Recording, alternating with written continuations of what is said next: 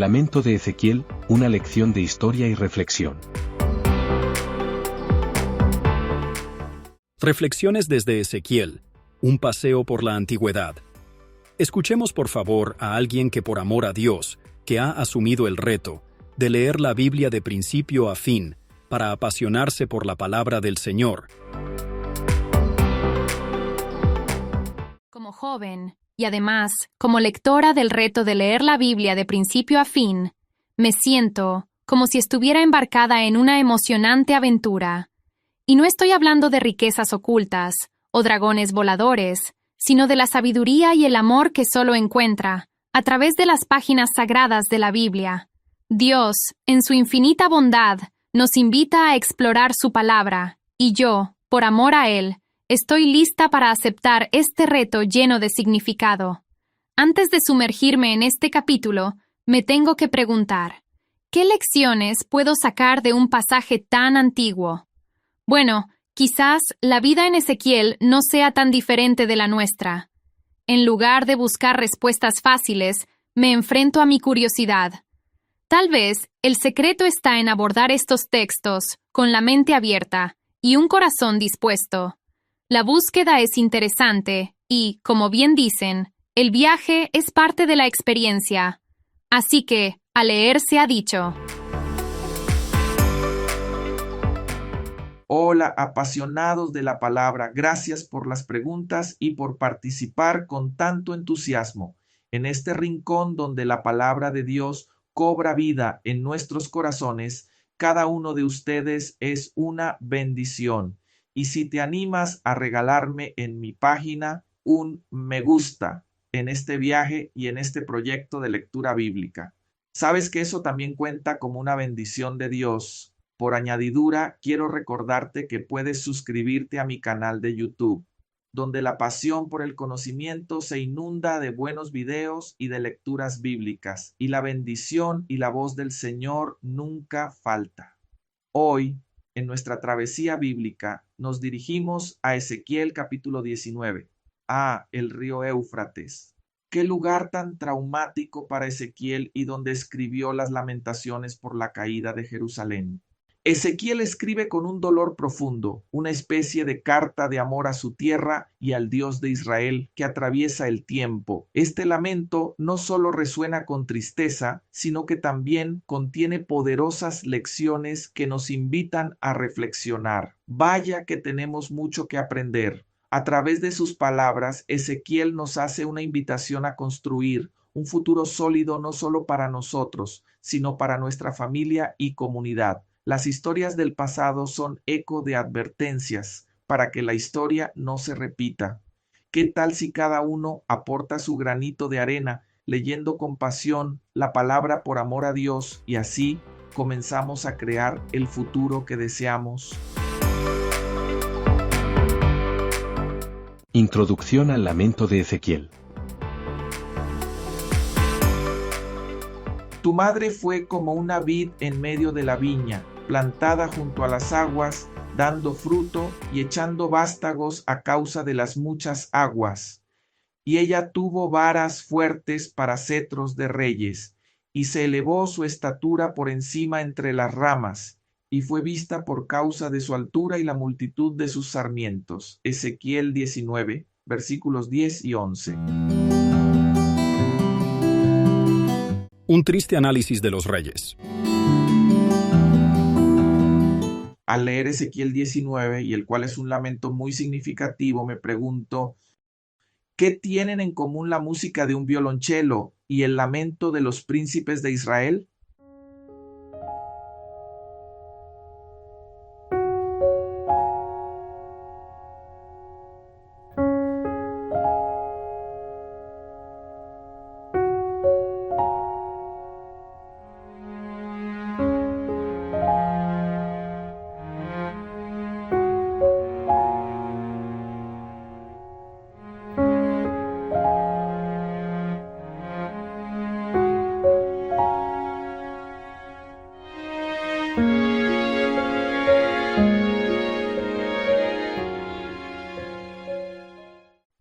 Ambos son un reflejo de profunda tristeza.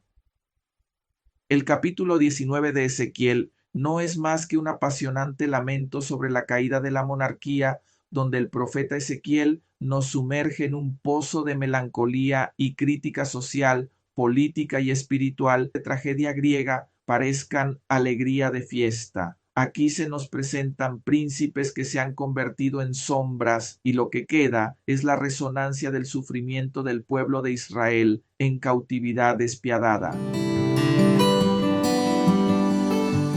Un triste análisis de los reyes. El lamento por los príncipes de Israel en Ezequiel capítulo 19 es bastante claro. La leona de los primeros versículos del Salmo es la nación como un todo, la cual dio a luz a los reyes. En esa época, como ahora, el león era el rey de los animales y por ello era apropiado como símbolo del linaje real davídico. Leamos Génesis 49, versículo 9. Cachorro de león, Judá, de la presa subiste, hijo mío, se encorvó, se echó como león, así como león viejo. ¿Quién lo despertará? Miqueas 5, versículo 8 nos dice: Asimismo el remanente de Jacob será entre las naciones en medio de muchos pueblos, como el león entre las bestias de la selva, como el cachorro del león entre las manadas de las ovejas, el cual si pasare y hollare y arrebatare, no hay quien escape. La evolución de la nación como viña.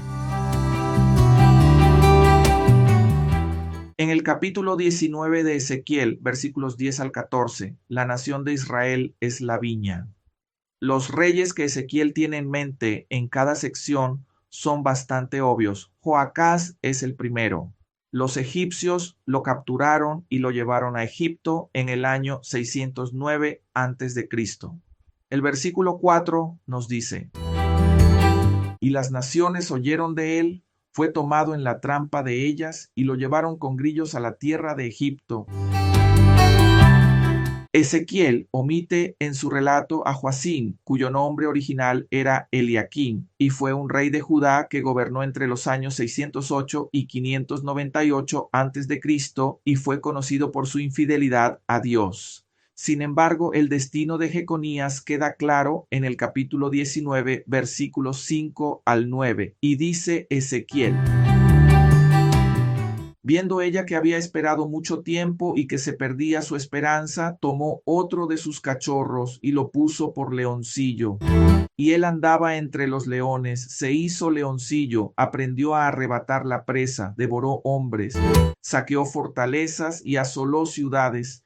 Y la tierra fue desolada, y cuanto había en ella, al estruendo de sus rugidos, arremetieron contra él las gentes de las provincias de alrededor, y extendieron sobre él su red, y en el foso fue apresado, y lo pusieron en una jaula, y lo llevaron con cadenas, y lo llevaron al rey de Babilonia, lo pusieron en las fortalezas, para que su voz no se oyese más sobre los montes de Israel.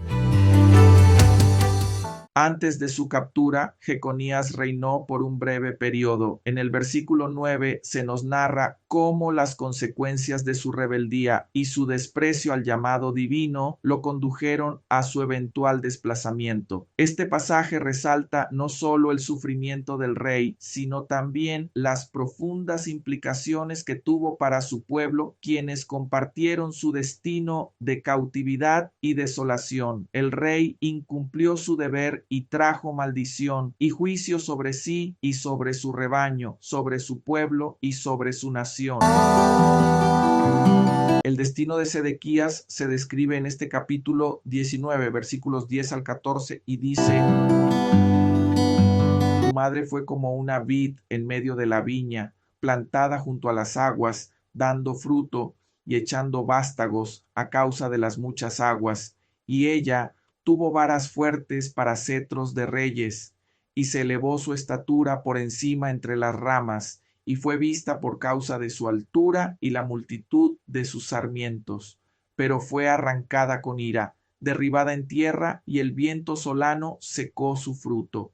sus ramas fuertes fueron quebradas y se secaron, las consumió el fuego, y ahora está plantada en el desierto, en tierra de sequedad y de aridez, y ha salido fuego de la vara de sus ramas, que ha consumido su fruto, y no ha quedado en ella vara fuerte para cetro de rey. Endecha es esta, y de endecha servirá. Si este poema se escribió sobre la misma época que los capítulos aledaños, es decir, alrededor del año 592 o 591, Sedequías aún no había caído derrotado en el año 587. En tal caso, esta parte del mismo es predictiva o profética. Otra opción es que Ezequiel completase el lamento después de los acontecimientos de aquellos días.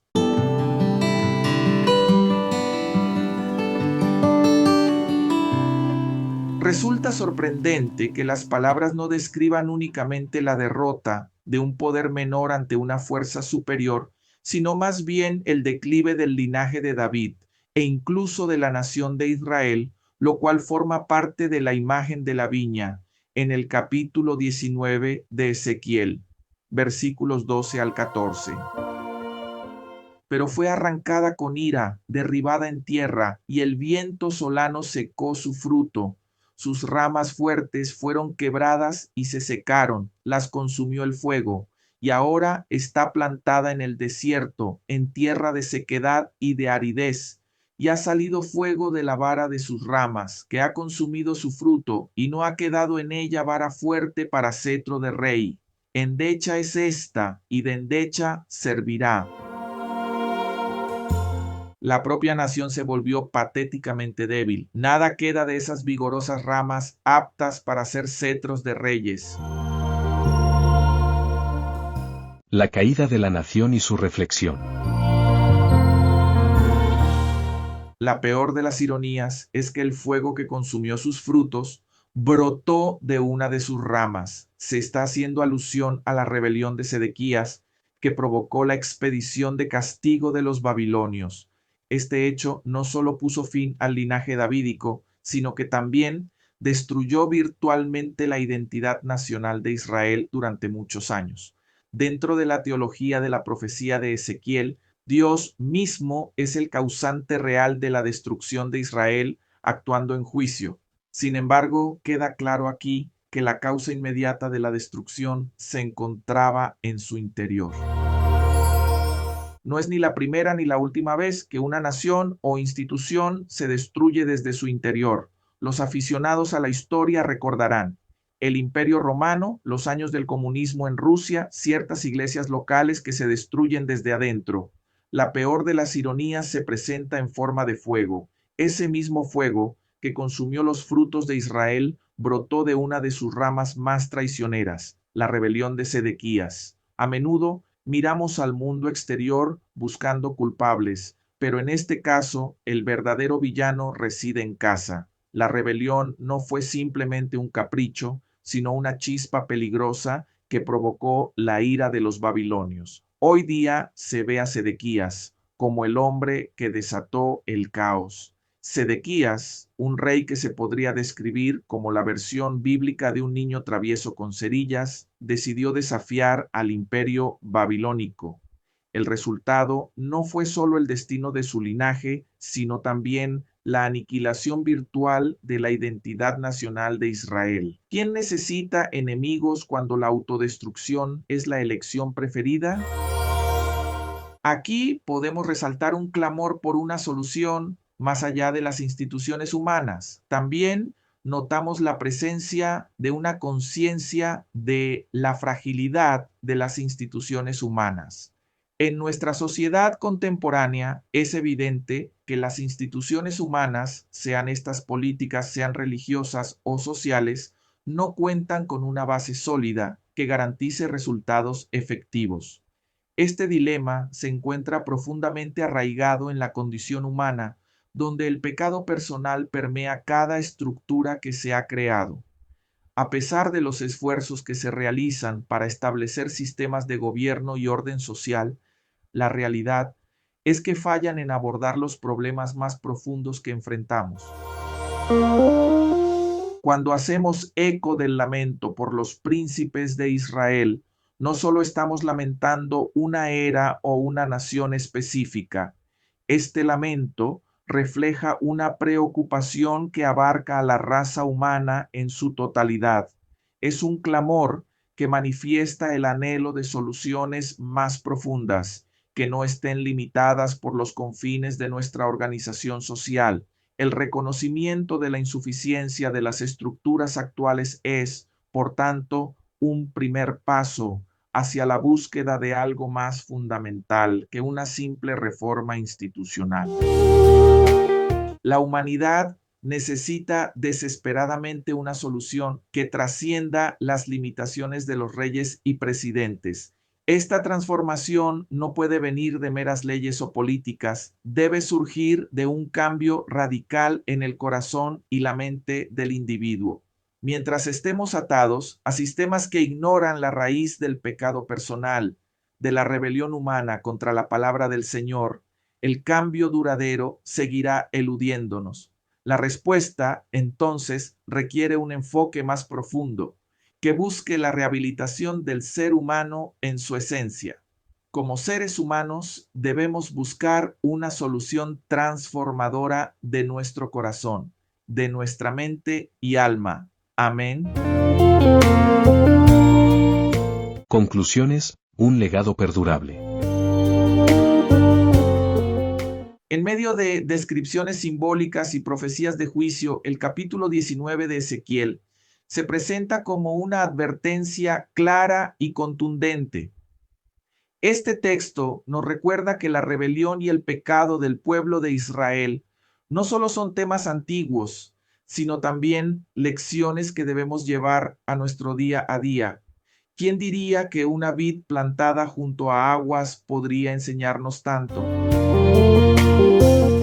La analogía de la vid es fascinante. Nos muestra cómo incluso en tiempos de prosperidad es extremadamente fácil caer en la trampa de la inmoralidad y la idolatría.